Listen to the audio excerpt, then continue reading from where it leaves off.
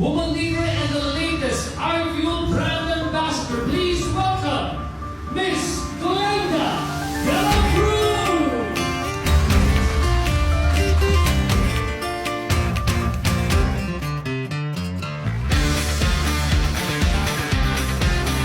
Grabe, ang saya-saya po ng puso ko dahil nangyayari po ito ngayon. Siyempre, thank you Lord dahil may isa na naman tayong pinagsasaluhan ngayong gabi.